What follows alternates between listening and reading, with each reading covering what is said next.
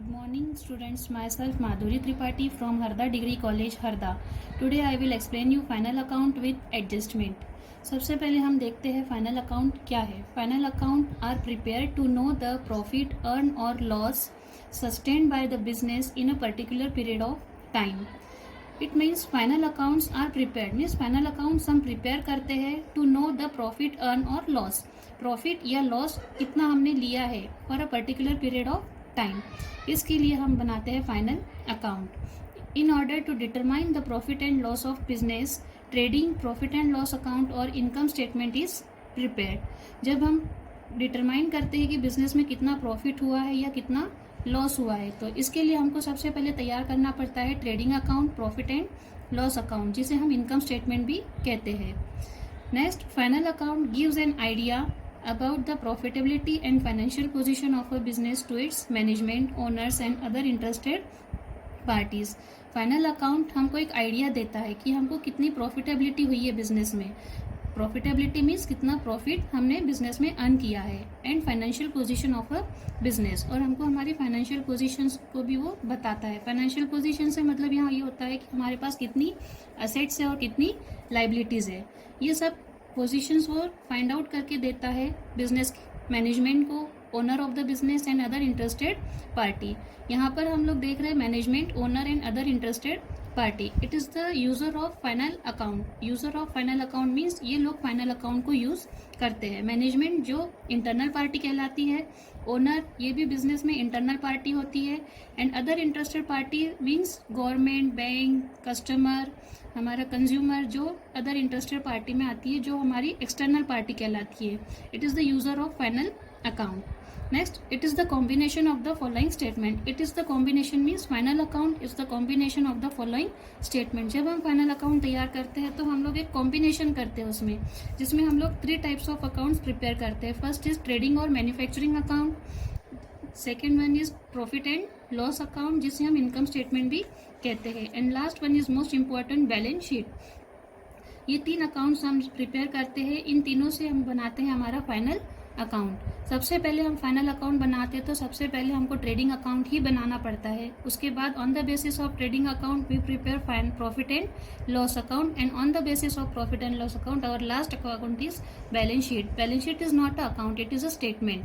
इसको हम बाद में एक्सप्लेन करेंगे पूरे डिटेल में. नेक्स्ट हम देखते हैं आगे और क्या है final account. Final account, every businessman stated business to earn some income from it. Means हर बिजनेसमैन जब बिजनेस करता है तो उसका एक ही मोटो होता है कि उससे वो इनकम अर्न करे.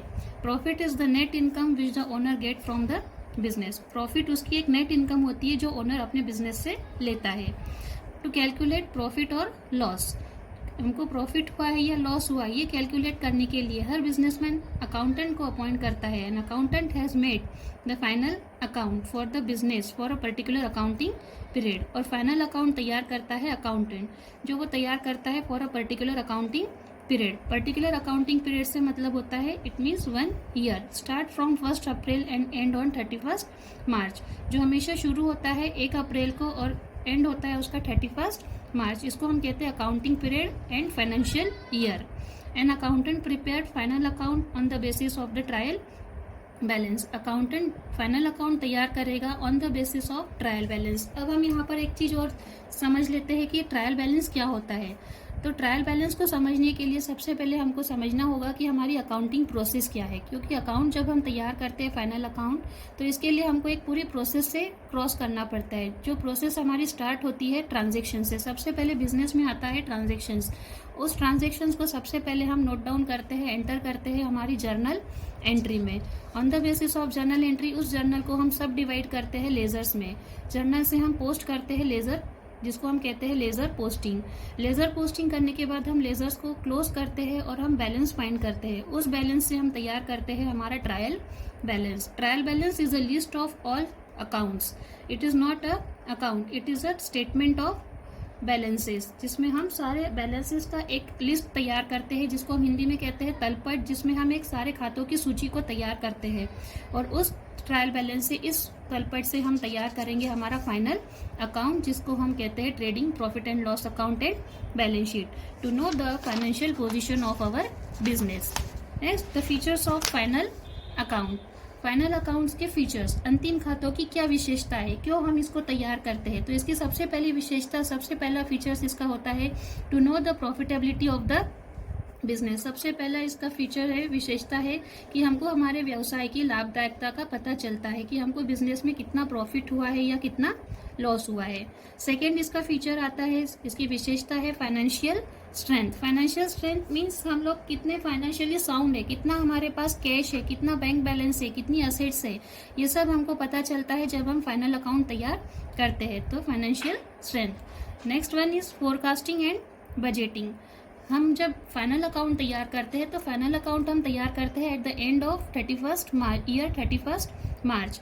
हम लोग हमारा फाइनल अकाउंट तैयार करते हैं तो हमको ये पता चलता है कि आपको कितना प्रॉफिट हुआ है, कितना लॉस हुआ है, बिजनेस में कितना कैश है, कितना बैंक बैलेंस है, कितनी एसेट्स है, कितनी लाइबिलिटीज है। तो इन सब से हम लोग हमारा फ्यूचर का बजट तैयार कर सकते हैं, फोरकास्ट तैयार कर सकते हैं कि नेक्स्ट ईयर में हम लोग कितना अर्न कर सकते हैं, कितनी कैश है हमारे पास, कहाँ हम उसको यूज कर सकते हैं, कितना हमारे पास एसेट्स है, कितनी हमारी लाइबिलिटीज है। इसके बेसिस पर हम लोग आगे का फ्यूचर का बजट तैयार कर सकते हैं। Next one is communication. Communication को जिसको हम हिंदी में कहते हैं संप्रेषण। कम्युनिकेशन फाइनल अकाउंट में क्या यूज आता है। कम्युनिकेशन के लिए हम लोग यहाँ पर देखते हैं कि बिजनेस के यूजर कौन कौन है। बिजनेस के यूजर है दो, internal party and external party, जैसे कि हमने पहले भी इसको समझा है। तो हम लोग फाइनल अकाउंट की पूरी इंफॉर्मेशन कम्युनिकेट करते हैं हमारे इंटरनल यूजर को और हमारे एक्सटर्नल यूजर को। Next one is growth rate of business. On the basis of final account हमको हमारा ग्रोथ रेट पता चलता है कि बिजनेस को हमने कितना बढ़ाया है, कितना उसको हमने इम्प्रूव किया है, क्योंकि फाइनल अकाउंट से हमको हमारी पूरी एक्चुअल फाइनेंशियल पोजीशन पता चल जाती है। अब हम देखते हैं कि कौन कौन से स्टेटमेंट्स हम इन्वॉल्व करते हैं हमारे फाइनल अकाउंट में। तो नेक्स्ट है statements involve in the final account. अंतिम खातों में किन किन विवरणों को शामिल किया जाता है। तो सबसे पहले हम लोग देखते हैं ट्रेडिंग अकाउंट और मैन्युफैक्चरिंग अकाउंट, जिसको हम हिंदी में कहते हैं व्यापारिक खाता अथवा निर्माणी खाता। व्यापारिक खाता, ट्रेडिंग अकाउंट वो अकाउंट होता है जो एक बिजनेसमैन तैयार करता है। जो मैन्युफैक्चरिंग होता है, गुड्स जब हम मैन्युफैक्चर करते हैं तो उस गुड्स के लिए हम तैयार करते हैं कि हम ट्रेडिंग अकाउंट और manufacturing account is prepare to find out the gross profit of the business for a particular accounting period. Trading account हम लोग बनाते हैं हमारे बिजनेस में कितना ग्रॉस प्रॉफिट हुआ है for a particular accounting period. It is calculated by comparing the net sales with the cost of goods sold. Trading account को हम कैलकुलेट करेंगे नेट सेल्स से और कॉस्ट ऑफ गुड्स सोल्ड से, इन दोनों को हम कंपेयर करेंगे ताकि हमको पता चलता है कि बिजनेस में ग्रॉस प्रॉफिट हुआ है या ग्रॉस लॉस हुआ है। ट्रेडिंग अकाउंट को हम लोग दो प्रकार से समझेंगे। एक मैंने यहाँ पर एक फॉर्मूला मेथड से आपको समझाया है और सेकंड हमने आपको यहाँ पर एक्सप्लेन किया है अकाउंटिंग से। तो सबसे पहले मैं आपको एक्सप्लेन करती हूँ यहाँ पर फॉर्मूला मेथड से कि ट्रेडिंग अकाउंट क्या होता है, इसमें क्या क्या इंक्लूड किया जाता है। इन सिंपल लैंग्वेज में सबसे पहले आपको ये समझाती हूँ कि ट्रेडिंग अकाउंट जो होता है वो फैक्ट्री में यूज होता है। मीन्स जहाँ पर फैक्ट्री में परचेस हुआ है, गुड्स सेल हुआ है, फैक्ट्री में परचेस और सेल्स पे जो हम एक्सपेंसेस करते हैं वही चीजें सिर्फ हम यहाँ पर ट्रेडिंग अकाउंट में इंक्लूड करते हैं। इसमें सिर्फ हम लोग डायरेक्टली जो हम प्रोडक्शन तैयार कर रहे हैं उसके ऊपर जो एक्सपेंसेस हो रहा है उससे रिलेटेड जो हम लोग ट्रांजेक्शन्स कर रहे हैं उसी ट्रांजेक्शन्स को हम लोग ट्रेडिंग अकाउंट में इंक्लूड करते हैं। तो इन सिंपल जो फैक्ट्री तक हमारा एक्सपेंसेस हो रहा है, जो ट्रांजेक्शन्स हो रहे हैं उसको हम ट्रेडिंग अकाउंट में इंक्लूड करते हैं। लेट्स सबसे पहले हम देखते हैं ग्रॉस प्रॉफिट और ग्रॉस लॉस को कैसे कैलकुलेट किया जाता है by formula method. Gross profit आएगा आपका या तो ग्रॉस लॉस, क्योंकि कभी भी आपको प्रॉफिट और लॉस दोनों एक साथ नहीं मिलता है, या तो आपको ग्रॉस प्रॉफिट मिलेगा या ग्रॉस लॉस। तो सबसे पहले हम फॉर्मूला यूज करेंगे ग्रॉस प्रॉफिट और लॉस के लिए। फॉर्मूला यूज होगा net sales minus COG. COG हमने यहाँ पर शॉर्ट में लिखा है अकाउंटिंग लैंग्वेज में, इसका फुल फॉर्म होता है कॉस्ट ऑफ गुड्स सोल्ड। तो सबसे पहले ग्रॉस प्रॉफिट हम लोग निकालते हैं नेट सेल्स में से सीओजी को लेस करके।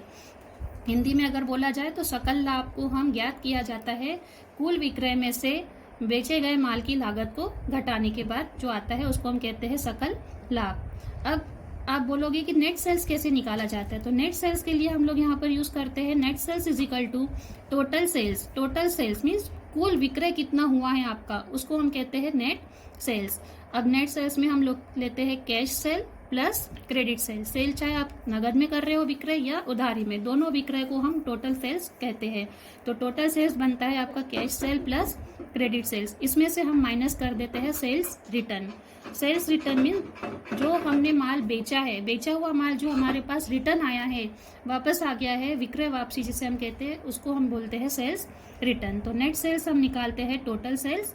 टोटल सेल्स में हमने क्या लिया, cash sale plus credit sales, और उसमें से हमने माइनस कर दिया हमारा सेल्स रिटर्न मीन्स विक्रय वापसी। तो ये हुआ हमारा फर्स्ट नेट सेल्स। सेकंड हमने दिया था COG. COG means cost of goods sold, बेचे माल की लागत। कॉस्ट ऑफ गुड्स सोल्ड को हम निकालते हैं opening stock plus net purchase plus direct expenses minus closing stock. Cost of goods sold बेचे माल की लागत बराबर प्रारंभिक रहतिया प्लस कुल क्रय प्लस प्रत्यक्ष व्यय, उसमें से हमने घटा दिया अंतिम स्कंद। इससे हम ज्ञात करते हैं हमारा बेचे माल की लागत, कॉस्ट ऑफ गुड्स सोल्ड। अब यहाँ पर हमने देखा ओपनिंग स्टॉक, नेट परचेस, तो इन सबको भी मैं आपको डिटेल में एक्सप्लेन करती हूँ कि ओपनिंग स्टॉक क्या होता है। सबसे पहले देखते हैं ओपनिंग स्टॉक, प्रारंभिक स्कंद रहतिया। ओपनिंग स्टॉक का फॉर्मूला यूज होता है opening stock is equal to stock we have in hand at the start of the accounting year. Opening stock वो स्टॉक होता है जब हम अकाउंटिंग ईयर हमारा स्टार्ट करते हैं, लेखांकन वर्ष जब हम शुरू करते हैं, उस वक्त जो हमारे हाथ में रहता है उसको हम कहते हैं opening stock. Second is net purchase, कुल क्रय। Net purchase is equal to total purchase, जो हमारा कुल क्रय हुआ है, कुल टोटल परचेज हुआ है, चाहे वो कैश में हुआ हो या क्रेडिट में, उसको हम कहते हैं टोटल परचेज। उसमें से हमने माइनस किया परचेज रिटर्न। परचेज रिटर्न भी वो होता है जो हमने माल खरीदा है, जो हमने गुड्स को परचेज किया है वो हमने रिटर्न कर दिया है, तो उसको हम कहते हैं परचेज रिटर्न। तो ये आपको टोटल परचेज में से माइनस करना होता है, उसको हम कहते हैं नेट परचेज। थर्ड देखा था हमने डायरेक्ट एक्सपेंसेस। डायरेक्ट एक्सपेंसेस प्रत्यक्ष व्यय। प्रत्यक्ष व्यय all expenses which are directly related to a purchasing of goods and converting them into sellable condition, means जो expenses हमने goods को purchase करने के लिए किया है और उस goods को sellable condition में लाने तक जो expenses हमने किए हैं उसे हम कहते हैं direct expenses। next is closing stock। closing stock means अंतिम रहतिया। closing stock we have in hand at the end of the accounting year। जब हम अकाउंटिंग ईयर हमारा क्लोज करते हैं उस समय जो हमारे पास स्टॉक होता है उसको हम कहते हैं क्लोजिंग स्टॉक। तो ये हमने एक्सप्लेन किया था ट्रेडिंग अकाउंट को फॉर्मूला मेथड से। अब हम यूज़ करते हैं फॉर्मेट से, अकाउंटिंग फॉर्मेट से हम ट्रेडिंग अकाउंट बनाएंगे। मोस्टली हम लोग यही यूज़ करते हैं, अकाउंटिंग फॉर्मेट ही यूज़ करते हैं। तो सबसे पहले हम देखते हैं the format of trading account. Trading account जब भी आप बनाते हो तो सबसे पहले आपको पेज के मिडल में लिखना होता है नेम ऑफ द बिजनेस। आपके बिजनेस का आपको नाम लिखना होता है। उसके नेक्स्ट लाइन में आप लिखते हो ट्रेडिंग अकाउंट, फिर लिखते हो for the year ended. Year ended भी चलेगा, अगर आप मंथ में क्लोज कर रहे हो हर मंथ में तो आप लिखते हो फॉर द मंथ एंडेड। अब इसमें आप अकाउंटिंग फॉर्मेट में बनाते हो, अकाउंट हमेशा टी शेप में तैयार होता है। Particular amount, particular and amount. Left hand side is debit, ये हम डेबिट साइड कहते हैं, इसको हम कहते हैं क्रेडिट साइड। तो सबसे पहले हम डेबिट साइड में लिखते हैं टू ओपनिंग स्टॉक, प्रारंभिक रहतिया। उसके बाद हम लिखते हैं टू परचेज, उसकी अमाउंट हम इनर कॉलम में लिखेंगे, उसमें से हम माइनस कर देते हैं रिटर्न। रिटर्न को हम माइनस करेंगे, जो अमाउंट बचेगा उसको हम लिखेंगे आउटर कॉलम में। टू डायरेक्ट एक्सपेंसेस, उसके बाद हम लिखते हैं क्रेडिट साइड में बाय सेल्स, उसमें से हम सेल्स रिटर्न माइनस किया। अब हम लोग जब अकाउंट क्लोज करते हैं, हमारा अकाउंट का रूल कहता है कि debit is equal to credit. Debit is equal to credit means जितना आपके पास डेबिट हुआ है उतना ही आपको क्रेडिट करना है, अकाउंट को क्लोज करना है। तो इसके लिए हम बैलेंस निकालते हैं। अगर बैलेंस आपका डेबिट में आता है तो उसको हम कहते हैं ग्रॉस प्रॉफिट, जिसे हम कहते हैं बैलेंसिंग फिगर। अगर आपका डेबिट का टोटल ज़्यादा आता है तो आपका बैलेंस आ रहा है क्रेडिट साइड में, जिसे हम कहते हैं ग्रॉस लॉस। ये बैलेंसिंग फिगर। आपको दोनों में से एक चीज फाइंड करनी है, या तो ग्रॉस प्रॉफिट मिलेगा आपको या ग्रॉस लॉस मिलेगा। इसके बाद आपको अकाउंट क्लोज करना है। जब भी आप अकाउंट क्लोज करते हो तो उसको डबल लाइन से फाइनल अकाउंट को, टोटल को क्लोज करनी चाहिए। ये हुआ हमारा first composition of final account, trading account. अब नेक्स्ट हम देखेंगे on the basis of trading account we prepare profit and loss account. Profit and loss account, लाभ हानि खाता। Profit and loss account is prepared to find out the net profit और loss of the business for a particular accounting period. Profit and loss account हम तैयार करते हैं हमारा business का नेट प्रॉफिट या लॉस को फाइंड करने के लिए। ये भी हम accounting at the end of the accounting period तैयार करते हैं। इट इज कैलकुलेटेड, अभी कैसे कैलकुलेट किया जाता है? It is calculated by comparing the gross profit और loss with indirect income and expenses. हम लोग यहाँ पर ग्रॉस प्रॉफिट या लॉस, हमको या तो ग्रॉस प्रॉफिट मिलेगा या ग्रॉस लॉस मिलेगा। इस ग्रॉस प्रॉफिट या इस ग्रॉस लॉस को हम कंपेयर करेंगे इनडायरेक्ट इनकम एंड एक्सपेंसेस के साथ। अब हम यहाँ पर देखते हैं indirect income and indirect expenses क्या होते हैं। इनडायरेक्ट सबसे पहले हम देखेंगे नेट प्रॉफिट और लॉस। नेट प्रॉफिट और लॉस बाय फॉर्मूला मेथड, जैसे मैंने ट्रेडिंग अकाउंट में आपको फॉर्मूला मेथड से भी ट्रेडिंग अकाउंट बताया है और अकाउंटिंग फॉर्मेट से, वैसे ही हम यहाँ पर प्रॉफिट एंड लॉस अकाउंट को भी फॉर्मूला मेथड से भी एक्सप्लेन करेंगे और फॉर्मेट से भी यूज करेंगे। तो सबसे पहले नेट प्रॉफिट और लॉस कैसे निकालते हैं, तो सबसे पहले हम देखते हैं ग्रॉस प्रॉफिट और loss plus indirect income minus indirect expenses. Net profit जब हम निकालते हैं तो सबसे पहले ग्रॉस प्रॉफिट में हम लोग प्लस कर देंगे इनडायरेक्ट इनकम और माइनस कर देंगे इनडायरेक्ट एक्सपेंसेस। इसको अगर हिंदी में समझे तो कुल लाभ या हानि बराबर सकल लाभ, उसमें हम प्लस करेंगे अप्रत्यक्ष आय माइनस करेंगे अप्रत्यक्ष व्यय।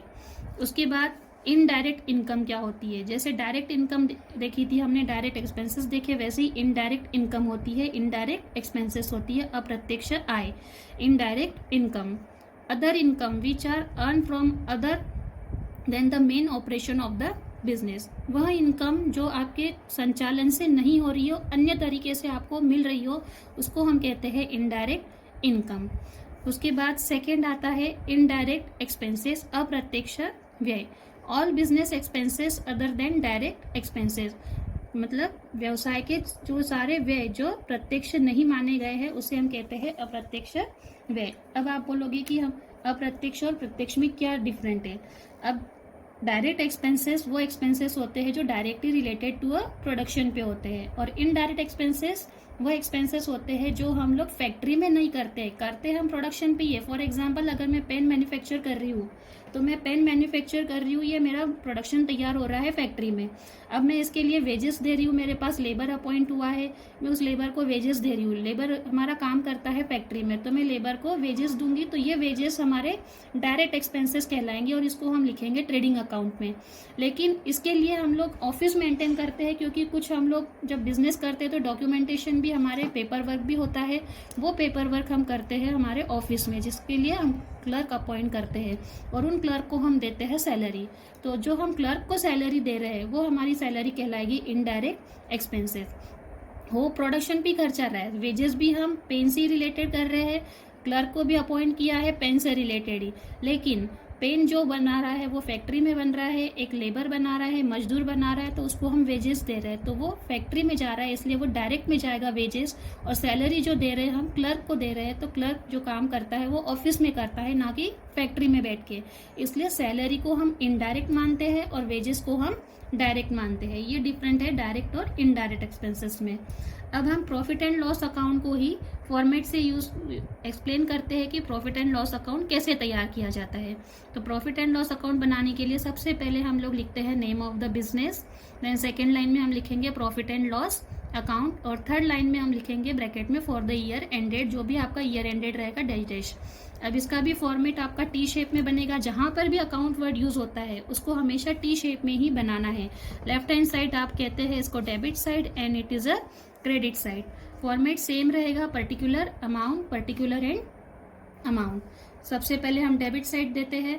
डेबिट साइड में सबसे पहले आता है आपका to trading account, gross loss. जो हम ट्रेडिंग अकाउंट बनाए थे, ट्रेडिंग अकाउंट में जो हमारा ग्रॉस लॉस आ रहा है क्रेडिट में, इस ग्रॉस लॉस को सबसे पहले हम ट्रांसफर करते हैं trading account profit and loss account के डेबिट साइड में। इन केस आपका ट्रेडिंग अकाउंट में ग्रॉस प्रॉफिट आ रहा है तो ये ग्रॉस प्रॉफिट आपका ट्रांसफर होगा प्रॉफिट एंड लॉस अकाउंट के क्रेडिट साइड में बाय ट्रेडिंग अकाउंट के नाम से ग्रॉस प्रॉफिट। इसके बाद डेबिट साइड में हम लिखते हैं to office and administration expenses, कार्यालय एवं प्रशासनिक व्यय। Next is to selling and distribution expenses, विक्रय एवं वितरण व्यय, and to financial and other expenses, वित्तीय और अन्य व्यय, ये सारे अप्रत्यक्ष व्यय है। डेबिट में हम लोग सारा खर्चा और नुकसान लिखते हैं, debit all expenses and losses. अब क्रेडिट में हम लिखते हैं ऑल इनकम एंड गेन। तो क्रेडिट साइड में हम देखते हैं सबसे पहले बाय अदर इनकम, अन्य आय, अदर गेन। उसके बाद फिर से अकाउंट है। मैंने जैसे पहले बताया कि अकाउंट को आपको क्लोज करना होता है। क्लोज करने के लिए आपको debit is equal to credit करना है, दोनों साइड सेम आनी चाहिए। इसलिए हम यहाँ पर भी अकाउंट क्लोज करेंगे तो हम लोग बैलेंस निकालेंगे। अगर आपका डेबिट में बैलेंस ज़्यादा आ रहा है तो आप नेट लॉस निकलता है आपका, जिसको हम ट्रांसफर कर देते हैं कैपिटल अकाउंट में। इन केस अगर आपकी क्रेडिट की टोटल ज़्यादा आती है तो आप उसको लिखोगे नेट प्रॉफिट के नाम से, जिसको हम ट्रांसफ़र करते हैं कैपिटल अकाउंट में, बैलेंस शीट में। अकाउंट हम क्लोज कर देंगे, दोनों साइड टोटल करेंगे और दोनों साइड की टोटल को डबल लाइन से क्लोज करेंगे। अब इसके बाद सबसे मोस्ट इम्पॉर्टेंट जो हमारी स्टूडेंट से कंप्लेंट होती है कि हमारी बैलेंस शीट टैली नहीं हो रही है, बैलेंस शीट टैली नहीं हो रही है, तो सबसे मोस्ट इम्पॉर्टेंट आता है फाइनल अकाउंट में balance sheet, last account statement of final account, balance sheet, चिट्ठा, जिसको हम हिंदी में कहते हैं चिट्ठा। The balance sheet is the statement, balance sheet एक विवरण है, showing the position of the assets and liabilities of the business in a particular accounting period. Balance sheet क्या है? बैलेंस शीट एक विवरण है, एक स्टेटमेंट है, जो हमको क्या दिखाता है, हमारी पोजीशन बताता है। कौन सी पोजीशन दिखाता है? हमारी असेट्स, हमारी संपत्तियों की, और लाइबिलिटीज, हमारे दायित्व की, ऑफ द बिजनेस, बिजनेस के दायित्व और बिजनेस की संपत्तियों की आर्थिक स्थिति को वो ज्ञात करवाता है in a particular accounting period. The value of assets showing which we can realise from the market and the value of liabilities show which we have to pay in future. Balance sheet में हमको वो value मिलती है हमारी assets की जो हमको market से रियलाइज होने वाली है, जो हम अगर इन केस अगर हम मार्केट में जाकर हमारी असेट्स को सेल करते हैं, बेचते हैं, तो मार्केट वैल्यू हमको पता चलती है, उसको हम कहते हैं असेट्स। और लाइबिलिटीज की वो वैल्यू दिखाता है जो हमको इन फ्यूचर हमारे क्रेडिटर्स को, जो हमारे देनदार है, उनको हमको देनी है, वो लाइबिलिटीज की वैल्यू हमको वो बताता है। It is the basis on the following accounting equation. अब बैलेंस शीट को भी हम अकाउंटिंग इक्वेशन से भी देखेंगे और फॉर्मेट से भी यूज देखेंगे। तो सबसे पहले इक्वेशन क्या है बैलेंस शीट का? Assets is equal to capital plus liability. Balance sheet हमेशा आपकी टैली होती है, आपका जितना असेट्स है उतनी ही आपकी लाइबिलिटी होती है। यहाँ पर आपको बैलेंस शीट क्लोज करने के लिए बैलेंस नहीं निकालना है, आपकी बैलेंस शीट में दोनों टोटल इक्वल आनी चाहिए, liabilities is equal to amount. तो ये इक्वेशन होता है हमारा असेट्स, जितनी आपकी संपत्तियां है बराबर पूंजी प्लस दायित्व, assets is equal to capital plus liabilities. अब एक और चीज यहाँ पर हम देखते हैं कि balance sheet is a statement not a account. Balance sheet आपका एक विवरण है, ना कि खाता है, क्योंकि बैलेंस शीट में डेबिट और क्रेडिट नहीं होता है, पर्टिकुलर हम लोग नहीं लिखते हैं। ये आपका स्टेटमेंट है, अकाउंट नहीं है। सबसे पहली चीज आपको यहाँ पर ये क्लियर करनी होती है कि बैलेंस शीट एक स्टेटमेंट है of all assets and all liabilities का। यह एक विवरण है, चिट्ठा एक विवरण है सारी संपत्तियों का एवं सारे दायित्वों का, इसे हम खाता नहीं कहते हैं। अब बैलेंस शीट का फॉर्मेट क्या होता है? The format of the balance sheet, balance sheet of, balance sheet of means जो कंपनी है उसका नाम लिखना है, balance sheet of mister Ram, balance sheet of mister XYZ। अब बैलेंस शीट हम जब बनाते हैं तो सब यहाँ हम लिखते हैं एज ऑन 31 मार्च। आपने नोट किया होगा जब हमने ट्रेडिंग अकाउंट का फॉर्मेट देखा था, प्रॉफिट एंड लॉस अकाउंट का फॉर्मेट देखा था, तो हमने लिखा था for the year ended. Trading में भी हमने फॉर द ईयर एंडेड लिखा है, प्रॉफिट एंड लॉस में भी हमने फॉर द ईयर एंडेड लिखा है, लेकिन बैलेंस शीट में हमने लिखा है एज ऑन 31 मार्च, क्योंकि बैलेंस शीट हमेशा एक दिन की होती है, at the last date of the financial year, it means on 31 March, इसलिए हम यहाँ लिखते हैं एज ऑन 31 मार्च।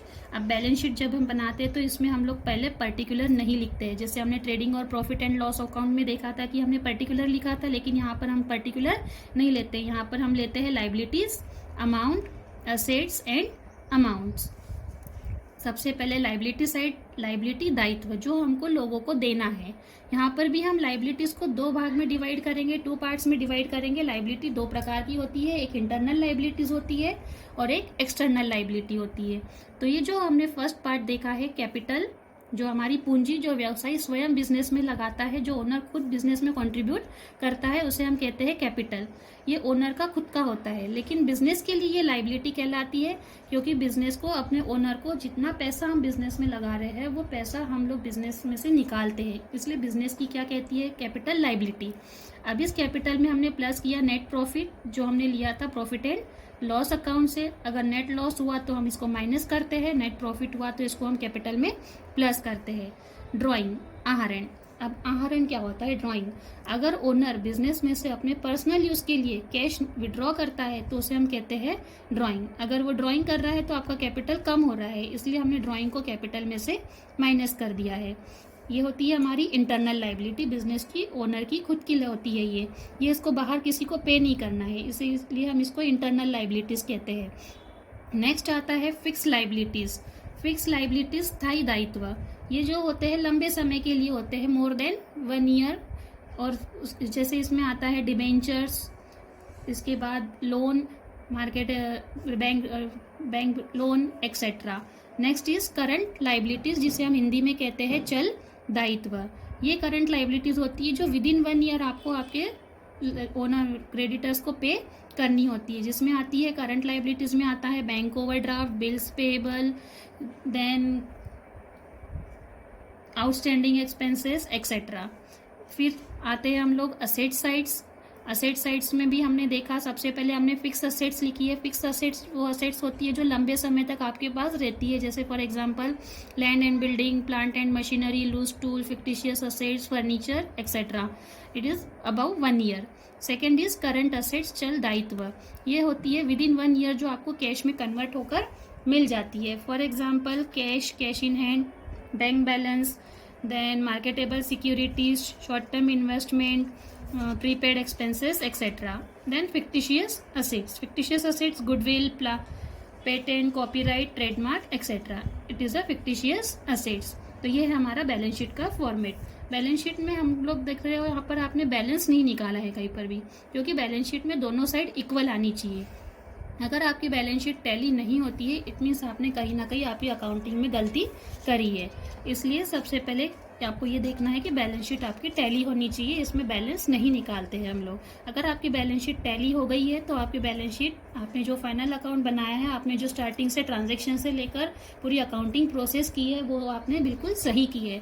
अगर आपकी बैलेंस शीट टैली नहीं हो रही है तो इसका मतलब यहाँ पर ये होता है कि आपने कहीं ना कहीं या तो जर्नल में गलती करी है, या लेज़र पोस्टिंग में की है, या ट्रायल बैलेंस में। तो आपको आपकी गलती को सॉर्ट आउट करना है, फाइंड आउट करना है। देन हम देखते हैं user of final account. User means जिसके उपयोगकर्ता कौन है, अंतिम खातों को कौन कौन यूज़ करता है, कौन कौन उसके उपयोग करता है। सबसे पहले फाइनल अकाउंट को यूज़ करता है मैनेजमेंट फाइनल अकाउंट को यूज़ करता है for deciding the future policies of business, financial policies of business. Then investor वो पर्सन होता है जो हमारे बिजनेस में पैसा इन्वेस्ट करता है। वो हमारे बिजनेस में पैसा जब इन्वेस्ट करेगा जब उसको हमारे बिजनेस की एक्चुअल फाइनेंशियल पोजीशन पता होगी, और वो उसको पता चलेगा हमारे फाइनल अकाउंट से। Lenders of money, then taxation authority, it is the most important part.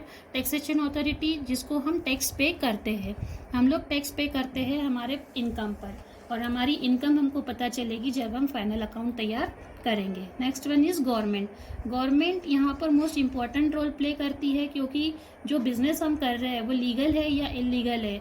जो हम लोग नॉर्म्स डिसाइड करते हैं बिजनेस के, उस नॉर्म्स जो गवर्नमेंट हमारे लिए डिसाइड करती है कि आपको कौन से नॉर्म्स से बिजनेस करना है, आप उस नॉर्म्स को फॉलो कर रहे हैं या नहीं कर रहे हैं, ये सब गवर्नमेंट आपको देखती है। तो गवर्नमेंट भी आपके फाइनल अकाउंट को यूज़ करती है। नेक्स्ट इज अदर पार्टीज में आता है bankers, employees, creditors, stock exchange authority, researcher, economist and customer etcetera. ये अदर पार्टीज है जो आपके फाइनल अकाउंट को यूज़ करती है।